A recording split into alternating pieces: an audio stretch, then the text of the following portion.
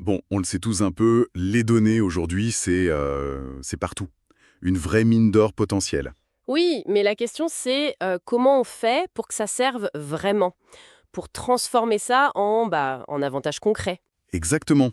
Et c'est là qu'intervient une entreprise québécoise dont on va parler aujourd'hui, Jupiter Analytica. Tout à fait, on va explorer un peu ce qu'ils font en se basant sur ce qu'ils disent eux-mêmes sur leur site web. D'accord. Donc on va décortiquer un peu leur offre. Qu'est-ce qu'ils proposent vraiment? C'est ça.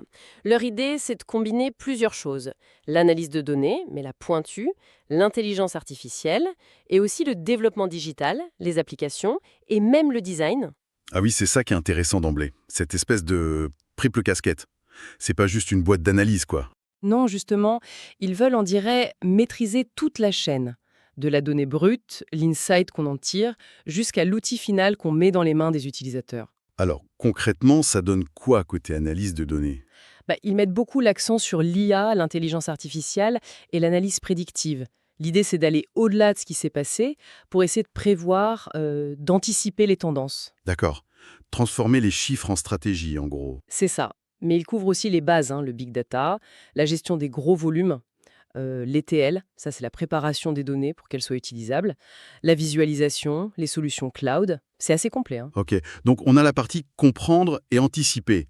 Et après, faut bien agir. Voilà, c'est là que le développement digital entre en jeu. Ils créent des applications web, des applications mobiles, sur mesure. Sur mesure, important ça. Oui, ils insistent là-dessus. Et ils parlent de technologies modernes, d'architecture scalable, Scalable, c'est-à-dire.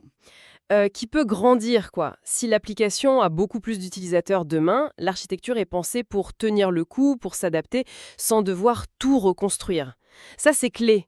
Et ils font aussi des applications métiers, des outils vraiment spécifiques pour les processus internes d'une entreprise. Et le design dans tout ça, souvent c'est un peu oublié dans les projets très tech. Eh bien, eux, ils semblent en faire un vrai pilier.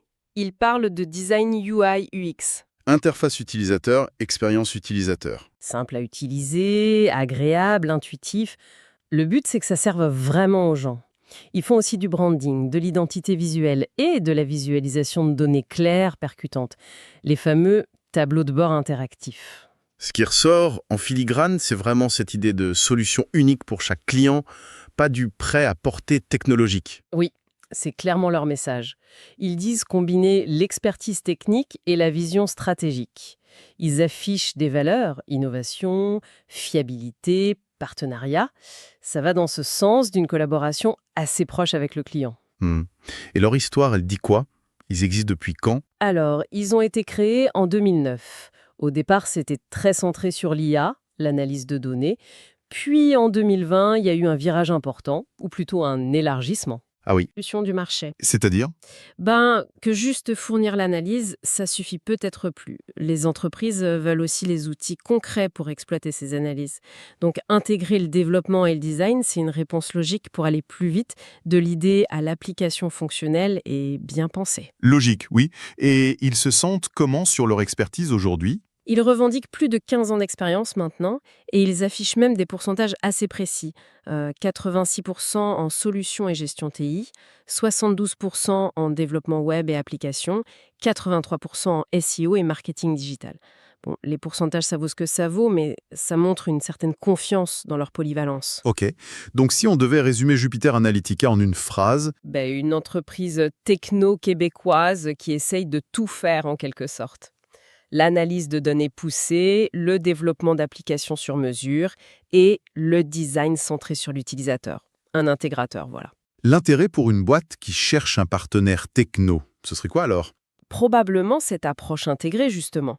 Ne pas avoir à courir après 3 prestataires différents, l'expert data, l'agence web, le designer. Oui, avoir un seul interlocuteur qui pense à tout ça ensemble dès le début. C'est ça, avec l'objectif affiché d'accélérer la croissance, l'innovation, pour des entreprises de toute taille d'ailleurs. C'est ce qu'ils disent. Hmm.